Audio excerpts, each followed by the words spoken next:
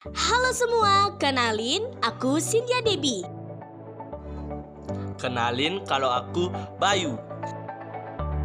Nah, kalau aku Mita Saskia. Jadi kita bertiga di sini mau ngasih tahu sama temen-temen nih. Masih tahu apa tuh? Jadi kepo nih. Kalau kalian kepo, simak terus videonya ya.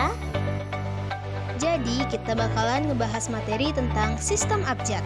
Apa itu sistem abjad? Yuk dengerin penjelasan dari kami.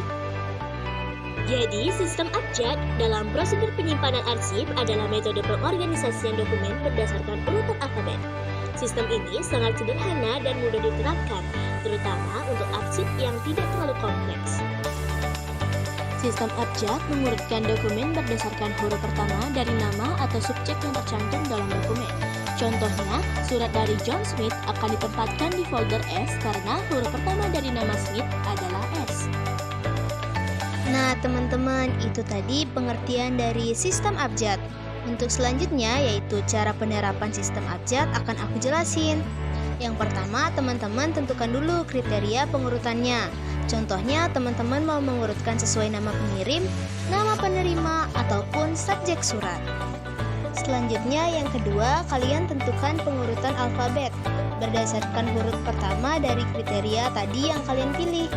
Jika huruf pertama sama, kalian bisa lanjutkan ke huruf kedua dan seterusnya.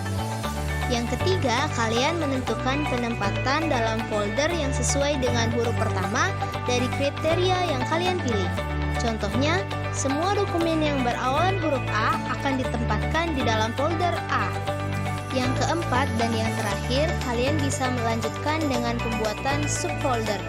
Jika terdapat banyak dokumen dengan awalan yang sama, hal ini digunakan untuk mengurutkan dokumen lebih lanjut.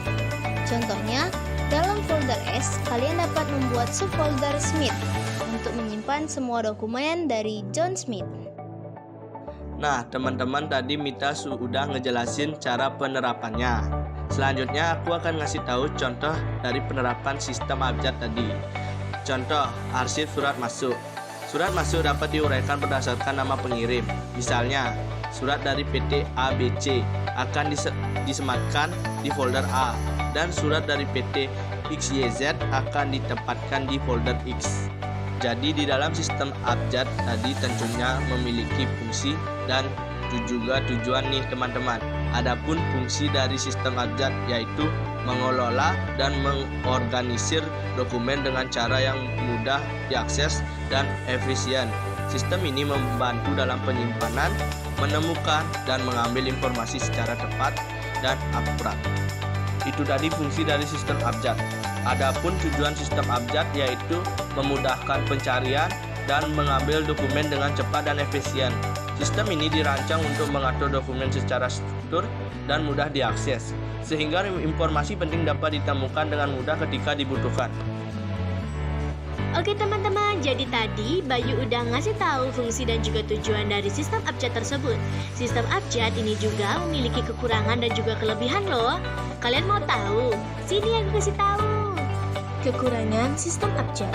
Yang pertama, kesulitan dalam mengatur nama yang sama. Kedua, keterbatasan untuk arsip yang kompleks. Ketiga, keterbatasan dalam mengatur data numerik.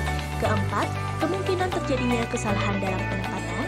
Yang kelima, tidak fleksibel untuk perubahan. Yang keenam, membutuhkan pengetahuan yang dalam tentang sistem.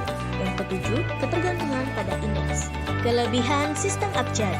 Yang pertama, mudah dipahami dan diterapkan. Yang kedua, pencarian langsung atau direct finding.